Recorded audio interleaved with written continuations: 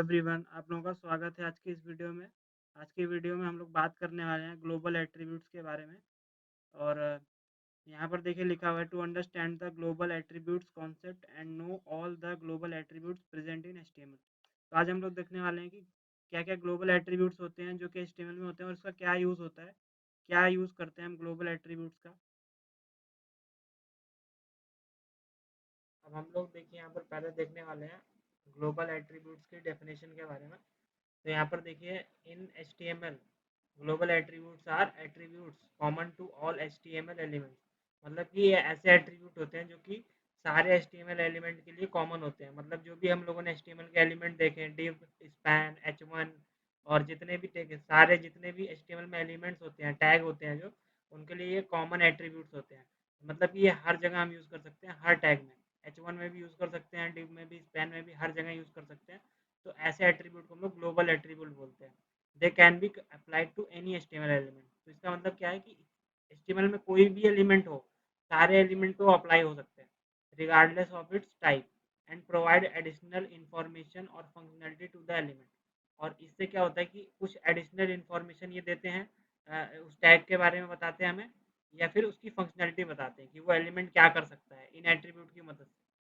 अब देखिए commonly used global attributes क्या-क्या हैं? तो यहाँ पर देखिए आईडी, आईडी हम लोग यूज़ करते हैं, ये ग्लोबल एट्रीब्यूट है। क्लास हम लोग यूज़ करते हैं, ये ग्लोबल एट्रीब्यूट है। स्टाइल होता है स्टाइल देने के लिए, सीएसएस लगाने के लिए, तो ये भी एक ग्लोबल एट्रीब्यूट है। ऊपर उसके बाद है टाइटल, टाइटल बताने के लिए, मतलब लैंग्वेज बताने के लिए, टैब इंडेक्स हो गया, एक्सेस की, ये सब हम आगे पढ़ेंगे। और डेटा एट्रीब्यूट होता है एरिया एटसेट्रा। तो ऐसे ही और भी एट्रीब्यूट्स होते हैं कुछ, तो हम लोग धीरे-धीरे देखेंगे। लेकिन उससे पहले हमें ये समझना होगा कि एट्रीब्यूट्स क्या होते हैं, क्योंकि ग्लोबल एट्रीब्यूट्स को समझने से पहले सबसे पहले हमें ये समझना पड़ेगा कि एट्रीब्यूट्स क्या होते हैं। तो पहले हम लोग चलेंगे और देखेंगे कि एट्रीब्यूट्स क्या होते हैं। अब हम लोग अपने वीएस कोड एडिटर पे आ चुके हैं और यहाँ पर हम लोग पहले देखेंगे एट्रीब्यूट्स क्या होते हैं। तो मान लीजिए आप यहाँ कोई एक टैग लगाते हो, जैसे कि मैं क्या करता हूँ, एक h1 टैग लगाता हूँ।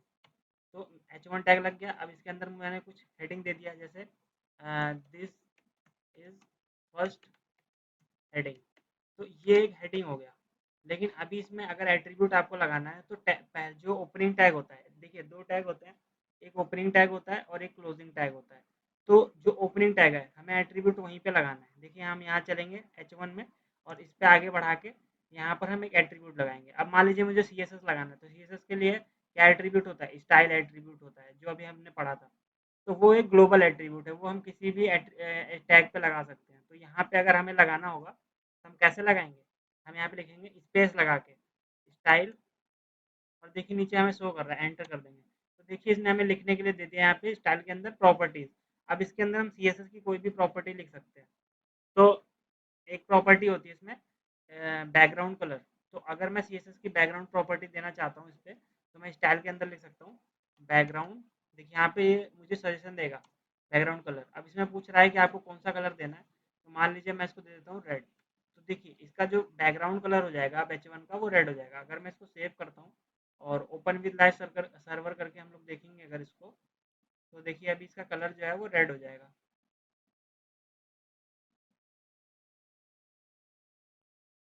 तो देखिए यहाँ पर जो हमारा h1 एलिमेंट था उसका जो बैकग्राउंड कलर है वो रेड हो गया है।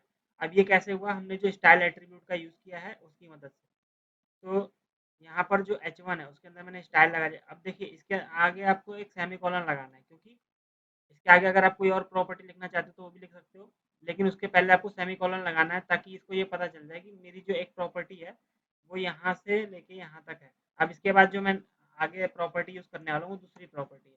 अब देखिए बैकग्राउंड कलर रेड करने के लिए बैकग्राउंड कलर प्रॉपर्टी हमने यूज़ किया। अब मुझे इसका जो टेक्स्ट कलर है वो रेड वो वाइट करना है, तो मैं यहाँ पे लिखूंगा कलर।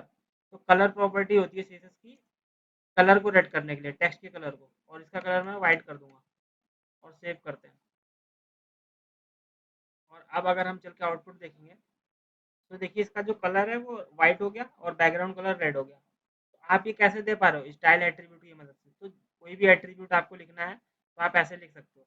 अब आगे इसके आप इसको आईडी भी दे सकते हो। तो उसके लिए देखिए आप इसके बाहर जाओगे, इन्वर्टेड डबल कोट के बाहर, और यहाँ एक स्पेस दोगे, और फिर आप कोई दूसरा एट्रीब्यूट भी लिख सकते हो। उसमें से आईडी दे दिया मैंने इसको, और आईडी में मैं कोई भी नाम दे सकता हूँ। तो मैंने यहाँ पे दे दिया हेडिंग।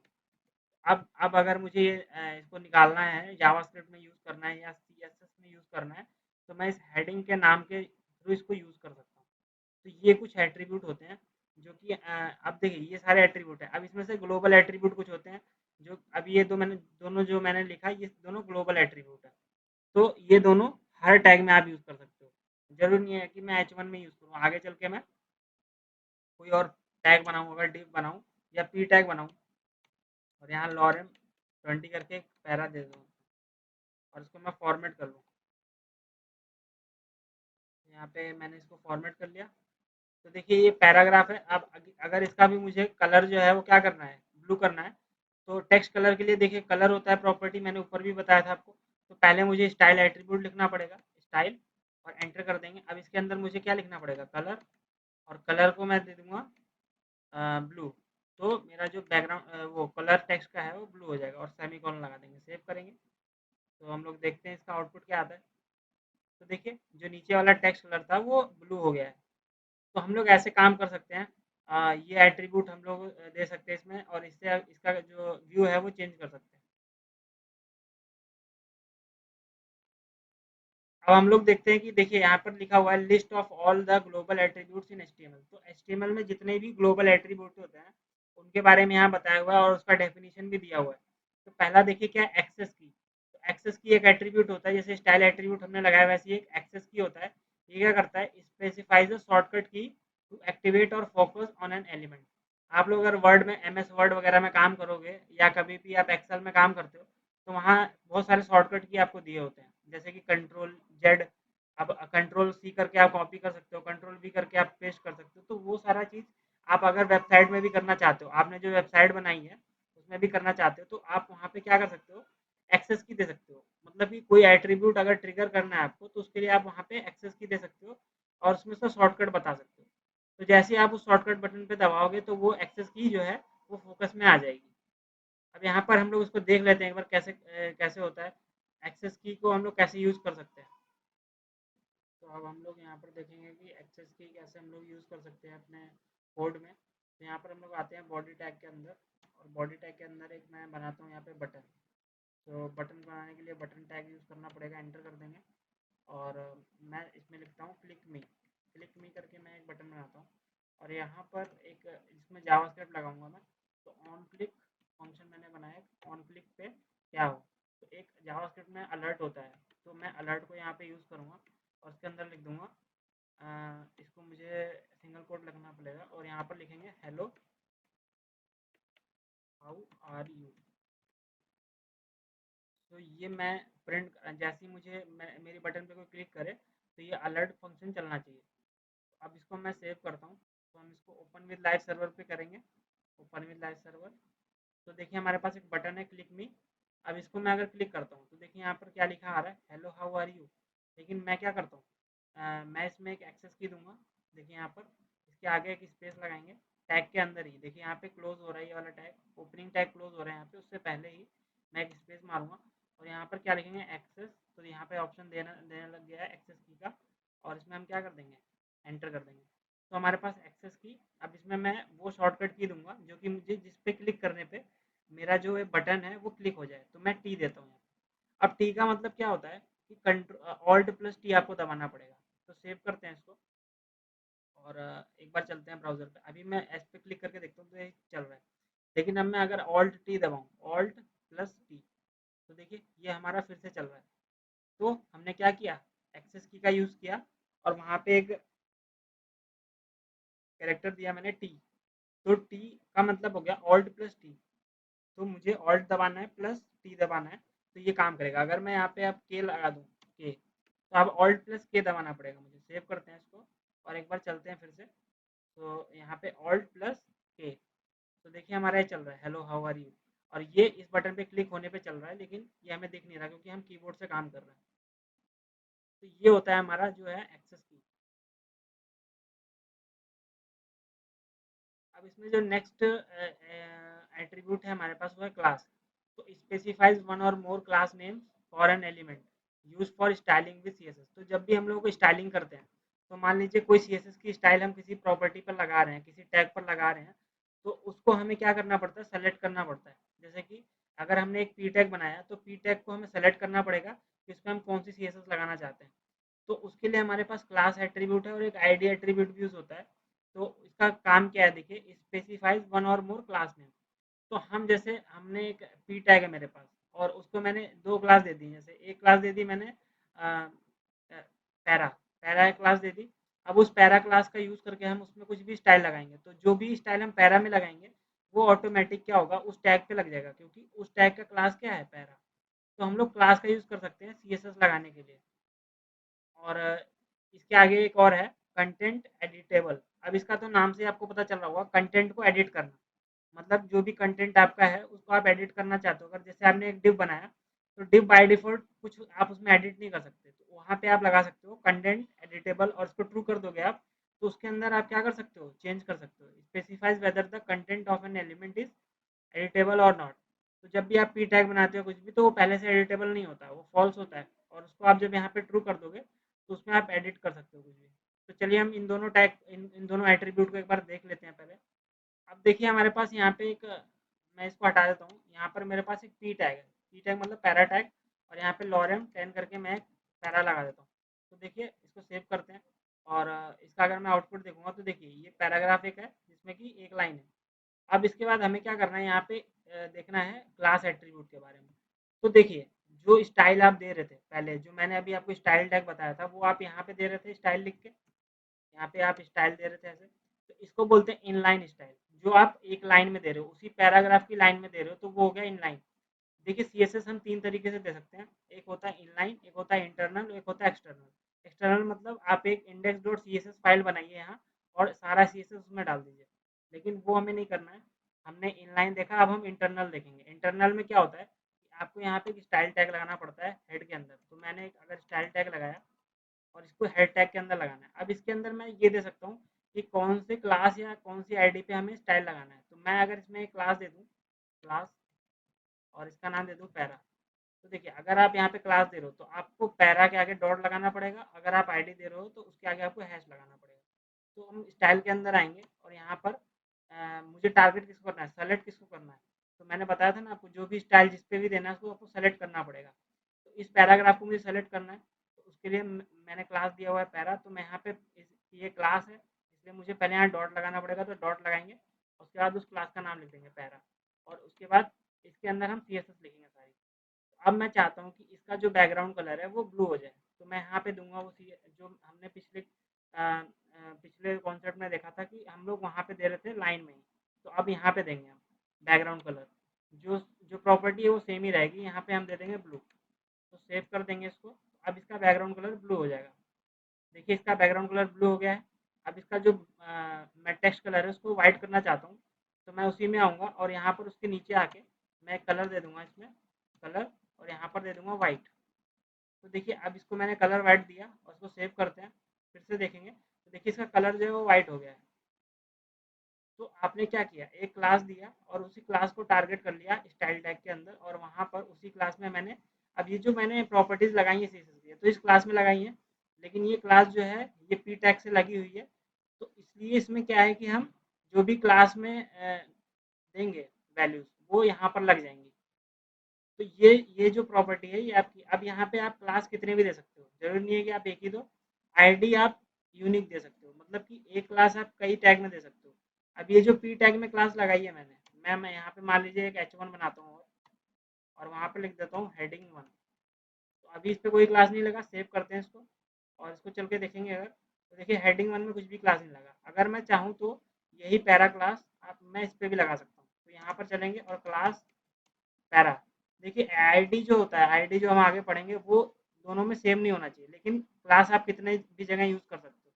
तो मैं यहाँ पे पैरा अगर दे देता हूँ तो इस पर भी अब क्लास पैरा लग गया। तो जो भी प्रॉपर्टीज ऊपर लगी हुई है पैरा में, वो इस पर भी लग जाएंगी। अगर आप देखेंगे तो देखिए यहाँ पर भी कलर जो है इसका वाइट हो गया और बैकग्राउंड कलर ब्लू हो गया है। अब एक प्रॉपर्टी, एक एट्रीब्यूट हम लोगों ने और देखा था, कंटेंट एडिटेबल। तो मान लीजिए मुझे ये जो डिव मैंने बनाया है या मैंने जो H1 बनाया है, इसका अगर मुझे कंटेंट को एडिट करना है, मतलब अभी देखिए अभी मैं कुछ लिख नहीं पा रहा हूँ, अभी मैं टाइप भी करूँगा तो कुछ भी नहीं लिख पा रहा।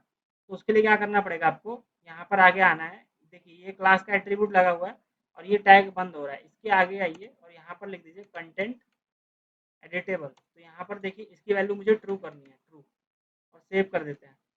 अब चलेंगे अगर, तो अब देखिए इसका जो मैं एडिट कर पा रहा हूँ। अगर मैं इसको चाहूँ तो एडिट कर सकता हूँ। देखिए यहाँ पर मैं हेडिंग 2 कर सकता हूँ इसको, हेडिंग 2। तो ये जो चीज़ है, अब यहाँ पर देखिए आपको ग्रामरली का भी ऑप्शन दिख रहा है, यहाँ पे स्पेलिंग भी सेलेक्ट हो रही है, चेक हो रही है। तो ये सब आप कैसे कर पा रहे हो? कंटेंट एडिटेबल के थ्रू। अभी देखिए मैं पैराग्राफ को नहीं एडिट कर सकता, उसको मैं कितना भी सेलेक्ट कर लूँ, कितना भी लिख लूँ, नहीं हो सकता।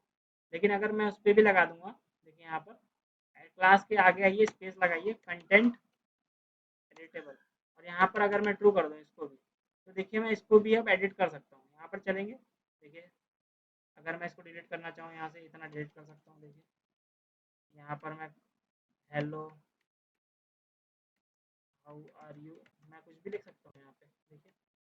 तो ये सब जो काम है, ये मैं कैसे कर पा रहा हूँ? ये मैं कर पा रहा हूँ कंटेंट एडिटेबल एट्रीब्यूट के थ्रू। अब ये ग्लोबल एट्रीब्यूट है, तो ये हर जगह यूज़ हो रहा है। देखिए H1 में भी यूज़ किया, पी टैग में भी यूज़ किया। तो ये जो था, ये मेरा कंटेंट एडिटेबल एट्रीब्यूट है, जो कि हम लोग यूज़ कर पा रहे हैं। और यहाँ पे हमने देखा क्लास एट्रीब्यूट को, कि क्लास एट्रीब्यूट का यूज़ करके हम उसको स्टाइल कैसे दे सकते हैं। अब देखिए इसमें कुछ और एट्रीब्यूट्स हैं, जैसे डेटा। अब डेटा डैश कुछ लिखा हुआ है, तो डेटा डैश आईडी, आप यहाँ पे डेटा डैश के बाद कुछ भी लिख सकते हो। और यहाँ पर ये क्या करता है, allows the storage of custom data attribute. तो मान लीजिए कोई आप आईडी है जो आप टैग में स्टोर करना चाहते हो, या कुछ भी, क्योंकि स्टोर तो होता नहीं है फ्रंट एंड में, तो आप स्टोर कर नहीं सकते, उसके लिए हम लोग डेटाबेस यूज़ करते हैं। तो बाय डिफ़ॉल्ट अगर आपको चाहिए कि कोई आईडी या कुछ भी आप स्टोर करना चाहते हो, तो आप यहाँ पे स्टोर कर सकते हो। उसके लिए क्या करना पड़ेगा, डेटा आपको लगाना पड़ेगा आगे, और डैश लगाना पड़ेगा। उसके बाद आप कुछ भी नाम दे सकते हो, और इक्वल टू आप इसकी वैल्यू कुछ भी दे सकते हो। तो उसको हम बाद में जावास्क्रिप्ट में गेट करके काम कर सकते हैं। और देखिए इसके बाद एक और एट्रीब्यूट है dir। अब dir क्या करता है, specifies the text direction for the content of an element. तो जैसे जो भी हम टेक्स्ट लिख रहे हैं अपने जो उसमें है, तो वो by default left to right चलता है, हम लोग लेफ्ट से राइट लिखते हैं। तो इसका हम डायरेक्शन चेंज कर सकते हैं dir से। अब इसमें देखिए क्या है, लेफ्ट टू राइट। तो लेफ्ट टू राइट हम लोग बाय डिफॉल्ट यूज भी करते हैं, राइट टू लेफ्ट भी कर सकते हैं, ऑटो भी कर सकते हैं, मतलब उल्टा भी कर सकते हैं। और उसके बाद एक है ड्रैगेबल। तो ड्रैगेबल मतलब कि specifies whether an element is draggable और नॉट। ड्रैग और ड्रॉप करते हो ना, एक जगह से उसको उठाते हो, और क्लिक करके उसको ड्रैग करते हो, और फिर एक जगह ड्रॉप कर देते हो। तो वो अगर आप करना चाहते हो, तो यहाँ पे आपको बताना पड़ेगा, जैसे हमने कंटेंट एडिटेबल में देखा था, वहाँ पे ट्रू और फॉल्स करना था। वैसे ही हम ड्रैगेबल में क्या कर सकते हैं, ट्रू और फॉल्स, जिससे हमें पता चले कि ये एलिमेंट हम ड्रैग कर सकते हैं कि नहीं। और तो चलिए हम लोग तीन एट्रीब्यूट को देख लेते हैं पहले, कि dir क्या होता है, डेटा एट्रीब्यूट क्या होता है, और ड्रैगेबल क्या होता है। चलिए अब हम लोग देख लेते हैं। पहले तो हम लोग देखेंगे dir एट्रीब्यूट क्या होता है। तो dir एट्रीब्यूट देखने के लिए देखिए, हम यहाँ पे लिखेंगे h1। तो h1 लिखा मैंने, हेडिंग, और यहाँ पर लिख दिया फर्स्ट हेडिंग। अब बाय डिफॉल्ट ये क्या हो रहा है, लेफ्ट टू राइट लिख रहा है। सेव करते हैं इसको, और इसको चल के देखेंगे। अगर देखिए फर्स्ट हेडिंग है, ये लेफ्ट टू राइट जा रहा है, इसका जो डायरेक्शन है वो लेफ्ट टू राइट है। मतलब अगर आप लेफ्ट से राइट की तरफ पढ़ते हो तो आप पढ़ सकते हो। लेकिन अगर मुझे इसको राइट टू लेफ्ट करना है, तो मैं यहाँ क्या करूँगा, इसी में एक एट्रीब्यूट लगाऊंगा, स्पेस लगा के dir एंटर करेंगे। अब देखिए यहाँ पर भी वही वैल्यूज दे रही है जो मैंने आपको बताया। यहाँ पर बाय डिफॉल्ट क्या है, right to left to right है, लेफ्ट टू राइट है। अब मुझे अगर राइट टू लेफ्ट करना है, तो RTL यहाँ पे लिखना पड़ेगा। तो RTL, और सेव करते हैं इसको। तो देखिए अब ये RTL हो गया, मतलब कि अभी इधर से लिख रहा है। पहले यहाँ से लिख रहा था, तो ये लेफ्ट से राइट की तरफ लिख रहा था। अब ये राइट टू लेफ्ट लिख रहा है, तो ये यहाँ से लिखेगा उल्टा। और ऑटो भी आप कर सकते हो। तो ऑटो तो बाय डिफॉल्ट वही प्रॉपर्टी होती है, लेफ्ट टू राइट। तो ये ऑटो मतलब सेम ही हो गया। सेव करते हैं इसको। देखिए by default left to right होता है, तो वही हो जाएगा। अब इसके बाद हमारा जो था वो क्या था, एक और एट्रीब्यूट हम लोगों ने पढ़ा था अभी, डेटा एट्रीब्यूट। तो डेटा एट्रीब्यूट के लिए मान लीजिए आप H1 के साथ कुछ आईडी देना चाहते हो उसमें, तो आप यहाँ क्या कर सकते हो, डेटा और डैश। अब इसके आगे आप कुछ भी नाम दे सकते हो, जैसे वेरिएबल का नाम देते हैं हम लोग, कुछ भी दे देते हैं। तो ऐसे ही हमें मान लीजिए हमें आईडी अगर स्टोर करना है, तो डेटा डैश आईडी, या डेटा डैश इन्फो, या कुछ भी। तो इक्वल टू, अब इसमें मुझे कोई वैल्यू देनी है जो मुझे स्टोर करनी है, जैसे 26। तो ये एक वैल्यू हो गई। अब ये मुझे कहाँ पे गेट करनी होगी, जावास्क्रिप्ट में। तो जब हम लोग इस H1 को गेट करेंगे जावास्क्रिप्ट में, तो हम लोग इसका यूज़ करके इसको गेट कर सकते हैं।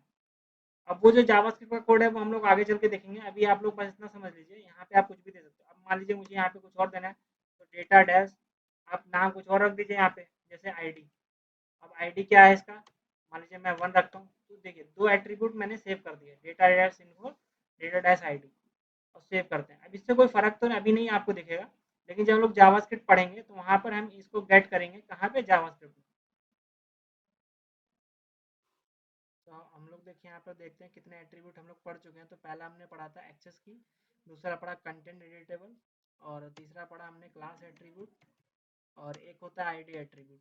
तो आईडी एट्रीब्यूट क्या होता है, तो हम लोग वो देख लेते हैं। तो देखिए यहाँ पर हम लोग यहाँ चलेंगे, और जहाँ पे हम लोगों ने पैरा देखिए दिया हुआ है, तो मैं चाहता हूँ कि यहाँ पर मैं एक h1 लगाऊँ, और एक मैंने यहाँ पे क्लास दिया था, जो कि मैंने डॉट से दिया था, डॉट पैरा दिया था, और इसमें क्या कर दिया था, बैकग्राउंड कलर ब्लू और वाइट। अब मुझे आईडी देना है, तो मैं अगर यहाँ मैं लिखता हूँ फर्स्ट हेडिंग, और इसमें मैं अगर आईडी देना चाहता हूँ यहाँ पे, तो मैं यहाँ पे क्लास नहीं लिखूंगा, आईडी लिखूंगा, आईडी, और यहाँ पर मैं पैरा दे दूंगा इसको। अब पैरा दिया मैंने, तो अभी ये चलेगा नहीं, क्योंकि जो आईडी आप दे रहे हो, आईडी के लिए आपको यहाँ डॉट नहीं हैश लगाना है। सो हम यहाँ पे अगर हैश लगा देते हैं, तो अब ये देखिए चलेगा। इसको मैं सेव करता हूँ, इसका कलर भी ब्लू हो गया, और इसका जो बैकग्राउंड कलर है वो ब्लू हो गया, और कलर वाइट हो गया। ये कैसे हुआ कि आपने एक आईडी लगाया पैरा, और आपने उस पर क्या कर दिया, आपने उस पर ब्लू और वाइट कलर कर दिया, तो ये जो है इस पर आ गया। लेकिन आप एक ही आईडी को दूसरे टैग पे नहीं यूज़ कर सकते। अगर मैं यहाँ पे एक और पी टैग बनाता हूँ, तो ये रिकमेंडेड नहीं है कि आप एक ही आईडी को 2 बार यूज़ करिए। यहाँ पर भी आप आईडी अगर दे रहे हो, आईडी यहाँ पर भी आप पैरा दे रहे हो, और यहाँ पर मान लीजिए मैं एक लॉरेन 10 करके एक 10 वर्ड्स का पैरा निकाल लेता हूँ, सेव करता हूँ इसको। तो देखिए ये हो तो गया, लेकिन ये रिकमेंडेड नहीं है। आप लोग कभी भी एक एक आईडी 2 टैग पे मत लगाइएगा, ये गलत है। आपको अगर लगाना ही है, तो आप इसको पैरा 1 कर दीजिए, और एक और क्लास यहाँ बना लीजिए, हैश पैरा 1, और उस पर आप कोई और स्टाइल दे सकते हो। जैसे यहाँ पे मैं एक कलर देता हूँ, बैकग्राउंड कलर रेड, और इसका कलर जो है वो मैं वाइट कर देता हूँ। सो देखिए हमारा जो ये दूसरा पैरा होगा, इसकी ये देखिए रेड हो जाएगा, और उसका जो कलर है वो वाइट हो जाएगा। तो ये जो है ये भी एक एट्रीब्यूट है। तो आईडी और क्लास एट्रीब्यूट, और दोनों में डिफरेंस क्या है, जो क्लास एट्रीब्यूट है वो आप कितने भी यूज़ कर सकते हो, लेकिन जो आईडी एट्रीब्यूट है वो एक फाइल में एक ही हो सकता है, वो एक ही टैग में यूज़ हो सकता है। तो ये 2 चीज़ें हो गई। अब उसके बाद हमारे पास एक और चीज़ आती है, ड्रैगेबल। तो ड्रैगेबल एक होता है, जैसे कंटेंट एडिटेबल है ऐसी एक ड्रैगेबल भी है। तो मैं इसको इसके साइड में लिख देता हूँ। कंटेंट एडिटेबल जब हमने ट्रू किया, तो वो क्या करने लगा, उसमें हम एडिट कर सकते हैं। तो वैसे ही ड्रैगेबल को आप यहाँ पे ट्रू कर सकते हो। अभी तो ये उसमें कुछ दिखेगा नहीं आपको चेंजेस। अगर मैं यहाँ पे चेंज करता हूँ, अगर मैं यहाँ पे आगे आके इसको ड्रैगेबल करता हूँ, ड्रैगेबल, और इसको मैं ट्रू कर देता हूँ, तो अभी तो कुछ चेंजेस नहीं दिखेंगे, क्योंकि ये जावास्क्रिप्ट से पॉसिबल है। तो अगर मैं इसमें आप आगे चल के जावास्क्रिप्ट लगाऊंगा, तो ये जो टैग है उसको मैं ड्रैग कर सकता हूँ और ड्रॉप कर सकता हूँ। ड्रैग और ड्रॉप का फीचर अगर आपको डालना है, तो सबसे पहले आपको ड्रैगेबल को ट्रू करना पड़ेगा। तो एक ये भी प्रॉपर्टी है जो हमने देखी। इसके जो पूरी फंक्शनैलिटी है वो आप तभी देख सकते हो जब आपको जावास्क्रिप्ट भी आता हो। तो एक एक प्रॉपर्टी हो गई ड्रैगेबल, और इसके बाद और भी प्रॉपर्टीज है इसमें, देखिए यहाँ पे एक होता है इसमें डेटा, डेटा डैश। तो अगर आप डेटा डैश इसके आगे कुछ भी लिख सकते हो, जैसे डेटा डैश आईडी या कुछ भी, तो आप वहाँ पे एक टेम्परेरी डेटा स्टोरेज बना सकते हो। जैसे देखिए यहाँ पे अगर हम चलते हैं अपने कोड एडिटर पर, और यहाँ पर देखते हैं, अगर यहाँ पर मुझे इस पैराग्राफ में एक आईडी स्टोर करना है, तो मैं यहाँ पे लिखूँगा डेटा डैश, और इसके आगे मैं कोई भी की दे सकता हूँ। जैसे मैंने आईडी दे दिया आईडी स्टोर करने के लिए, और यहाँ पर मैंने इसकी वैल्यू 10 दे दी। तो ये जो ये डेटा आईडी आईडी एक वेरिएबल बन गया, और उसके अंदर 10 स्टोर हो गया। अब इसको हमें गेट करना है, तो हम इसको जावास्क्रिप्ट पे गेट कर सकते हैं। अभी ये नहीं गेट होगा, जब हम लोग जावास्क्रिप्ट लगाएंगे तो वहाँ इसको गेट कर सकते हैं। वैसे ही एक डेटा डैश इन्फो करके आप मान लीजिए यहाँ पे कुछ नाम वाम स्टोर कराना चाहते हो, ऐसे कुछ भी नाम आप यहाँ पे स्टोर करना चाहते हो, तो वो आप यहाँ पे कर सकते हो। ये ग्लोबल एट्रीब्यूट है, इसलिए ये हर जगह यूज़ हो सकते हैं। आप यहाँ पे भी डाल सकते हो कोई एट्रीब्यूट, जैसे डेटा डैश आईडी करके डाल सकते हो, और इसकी आईडी कुछ भी दे सकते हो, 5 या कुछ भी। तो ये जो है ये आप कर सकते हो। अब इससे आपको कुछ अभी फ़र्क नहीं दिखेगा। अब अभी आप अगर इसको देखोगे तो कुछ भी फ़र्क नहीं दिखेगा, लेकिन ये जो है ये आप जावास्क्रिप्ट में गेट कर सकते हो, और इस पे कोई भी ऑपरेशन आप प्रोवाइड कर सकते हो, कुछ भी ऑपरेशन आप परफॉर्म कर सकते हो। वो हम जब जावास्क्रिप्ट देखेंगे तब वहाँ पे हम लोग देखेंगे इसको।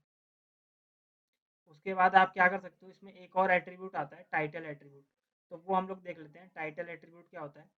तो यहाँ पर आईडी के बाद एक टाइटल एट्रीब्यूट होता है।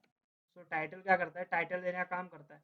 अब मान लीजिए आपको कुछ भी यहाँ पर देना है, जैसे इस पर कोई होवर करे थोड़ी देर तक, तो आपको ये देखिए क्या है, या कुछ भी आप इंफॉर्मेशन देना चाहते हो यहाँ पे, तो देखिए यहाँ पर कैसे कर सकते हैं हम। ये जो आईडी पैराग्राफ है, इसके ऊपर मैं लिख सकता हूँ यहाँ पे टाइटल, और टाइटल में आप कुछ भी टैग दे सकते हो, जैसे कि यहाँ पर आप कुछ भी लिख सकते हो, लेटेस्ट न्यूज़ या कुछ भी आप दे सकते हो, लेटेस्ट न्यूज़। तो सेव करते हैं इसको और चलते हैं, और एक बार आप इस पे जाके छोड़ दो कर्सर को, तो देखिए यहाँ नीचे क्या दिख रहा है आपको, लेटेस्ट न्यूज़। आप इसको अगर बड़ा करोगे तो दिखेगा, देखिए यहाँ पे लेटेस्ट न्यूज़ आ रहा है। तो ये जो चीज़ है, आप इस पे नहीं दिखेगा, इस पे आप लेके जाइए, क्योंकि यहाँ पे मैंने टाइटल नहीं दिया। अगर इसको भी मैं टाइटल दे दूँ, यहाँ पर मान लीजिए मैं H1 को दे देता हूँ यहाँ पे टाइटल, और यहाँ पर लिख देता हूँ हेडिंग। तो अगर मैं उस पर भी अब हॉवर करूँगा थोड़ी देर तक, देखिए यहाँ पे ले जाके, तो देखिए यहाँ पर भी अब हेडिंग दिख रहा है। तो ये जो है ये टाइटल एट्रीब्यूट के थ्रू पॉसिबल है। आप यहाँ पे टाइटल दे सकते हो। और उसके अलावा क्या एट्रीब्यूट होते हैं, तो उसके अलावा एक एट्रीब्यूट है स्टाइल एट्रीब्यूट। तो वो हम लोग देख भी चुके हैं, यहाँ पर स्टाइल CSS लगाने के लिए होता है। ये एक एट्रीब्यूट भी होता है, एक टैग भी होता है। तो टैग हम लोग बाद में देखेंगे, अभी हम लोग एट्रीब्यूट देख रहे हैं। तो देखिए अगर स्टाइल को लगाना है मुझे, तो यहाँ पर हम लोग डायरेक्ट, अभी जो हम यहाँ पे स्टाइल यूज़ कर रहे हैं, ये है इंटरनल स्टाइल, ये हम टैग के थ्रू कर रहे हैं।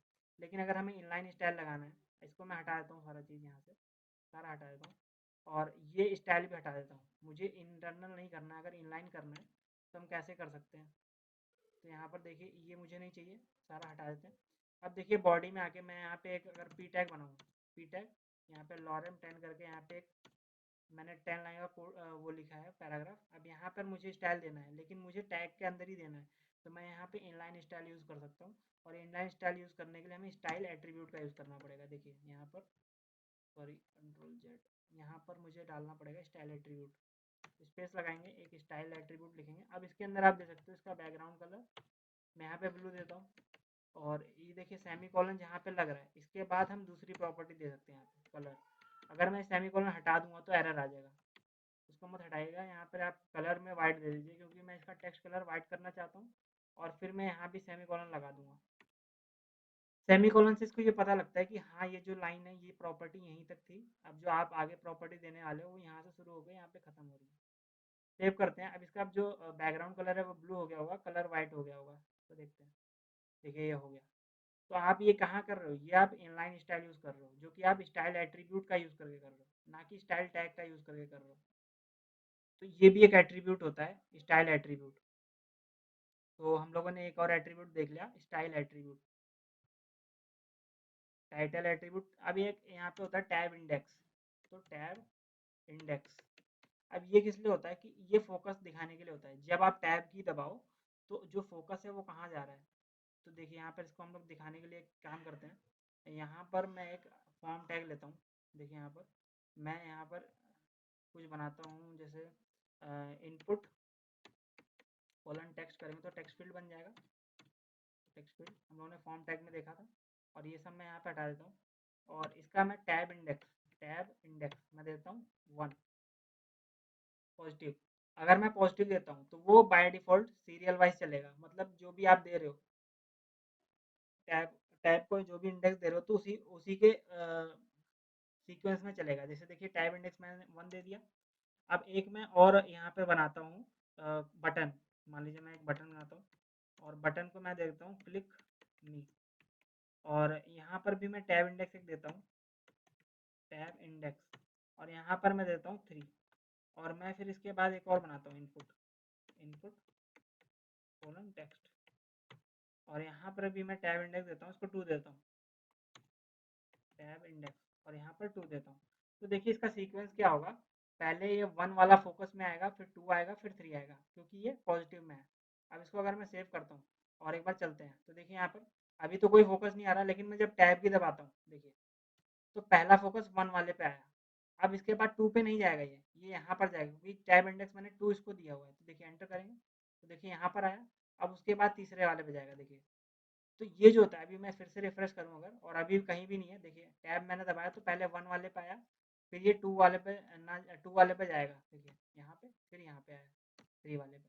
तो ये जो है आप फोकस जो हो रहा है ये आप चेंज कर सकते हो। यहाँ पर आप माइनस भी दे सकते हो, नेगेटिव। तो जैसे मैंने यहाँ पे टैब इंडेक्स को पॉजिटिव में दिया था 1 1 2 3, तो यहाँ पे माइनस भी दे सकते हो, -1 -2 और -1 -2 और -3। तो माइनस माइनस में देने का मतलब क्या है कि अब इसको आप सेलेक्ट नहीं कर सकते, अब ये फोकस ही नहीं होगा, क्योंकि अगर माइनस आप देते हो तो इसका मतलब ये है कि आप इसको जावास्क्रिप्ट के थ्रू ही खाली फोकस में ला सकते हो, ऐसे नहीं कर सकते। देखिए यहाँ पे, देखिए मैं टैब की दबाता जाऊँगा लेकिन कुछ भी सेलेक्ट नहीं होगा, ऊपर के सारी चीज़ें सेलेक्ट हो रही है, नीचे का फोकस ही नहीं होगा। तो ये क्या है, ये माइनस देने से। तो अगर आप पॉजिटिव देते हो तो वो उसी हिसाब से सीक्वेंस करेगा, लेकिन अगर आप नेगेटिव दे दोगे तो जो है वो सेलेक्ट ही नहीं होगा, वो आप जावास्क्रिप्ट के थ्रू ही कर सकते हो फोकस। अब देखिए एक होता है इसमें जीरो, जीरो अगर आप दे देते हो, इसको चलिए मैं पॉजिटिव कर देता हूँ, और इसको मैं अगर टू पॉजिटिव कर देता हूँ और इसको मैं जीरो कर देता हूँ।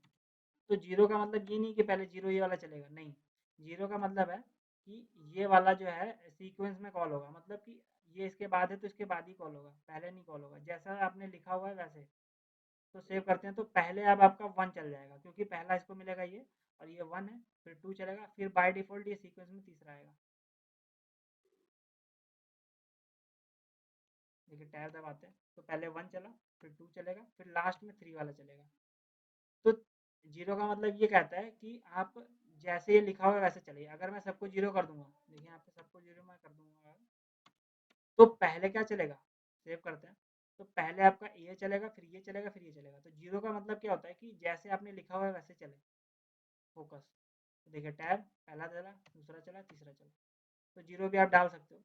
तो ये होता है टैब इंडेक्स, हम लोग लिख देते हैं। तो यहाँ पर देखिए हम लोगों ने इतनी चीज़ें पढ़ ली। यहाँ पर जो ग्लोबल एट्रीब्यूट्स हैं, ये आपको पता होने चाहिए कुछ एट्रीब्यूट, क्योंकि इसकी ज़रूरत हम लोगों को हर समय पड़ती रहती है। तो आज की वीडियो में हम लोगों ने देखा ग्लोबल एट्रीब्यूट के बारे में। अब अगर आपको वीडियो अच्छी लगी हो, आप इस वीडियो को लाइक करिएगा, चैनल को सब्सक्राइब करिएगा, और हम लोग मिलेंगे नेक्स्ट वीडियो में, जहाँ पे हम लोग देखेंगे आपसे CSS।